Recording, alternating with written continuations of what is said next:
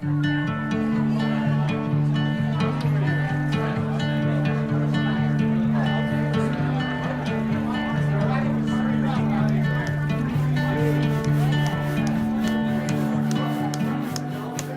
when you were meeting as classes in cars, how many buildings did you have going on there? Nothing. We had just bought the lot and we didn't have any money for material. We bought an old church up north and took all the lumber piece by piece and hauled it all down on that lot.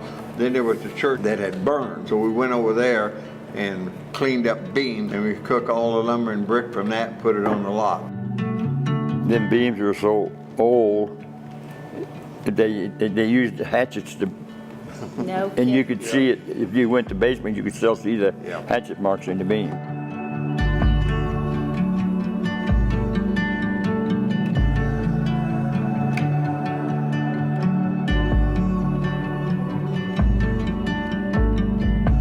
You always go back to the Lord did this. So tell me, as a community, as a congregation, how did you seek Him? He sought us out.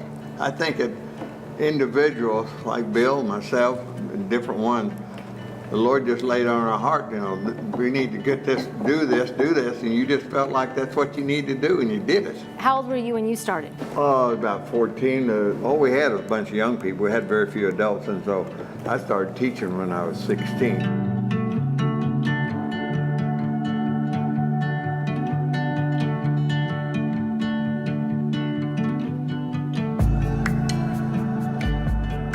You almost had to teach or take a place of leadership because there wasn't anybody else that would take it. Mm-hmm. I taught Jim when he was in 10-year-olds. He was your 10-year-old Sunday school teacher? He was my junior teacher. God has always used me in some way because I was willing to do it.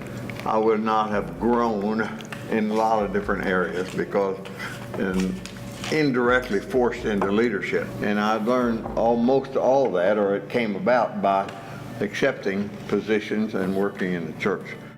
When I hear the stories, it has so little to do with the fact that we were building these buildings and so much to do with the fact that people felt like they had a prompting from God to do something greater and bigger than themselves for the community. It was family talking to another family, friend talking to another friend. It was just, that's how it grew.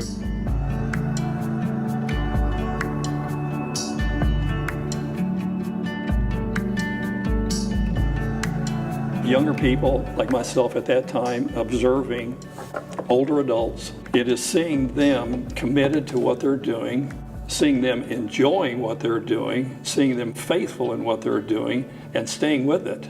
Through hardships that we'll never know all the stories of, you stayed the course.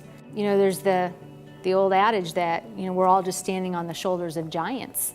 And for so many in our church, they consider you the giants. Year in and year out, project after project, leadership opportunity after opportunity. It's those daily, sometimes momentary decisions that helped build this community of people. What they did, I got to benefit from. Then it became my turn. We did the Antioch project here a while back. And some of the guys that were in there were some of the youth teachers. They're the next generation. And I'm seeing their hunger and their desire to pass this on. I found a passage of scripture in Psalms that says, "One generation shall praise thy name to another generation and shall declare thy mighty acts."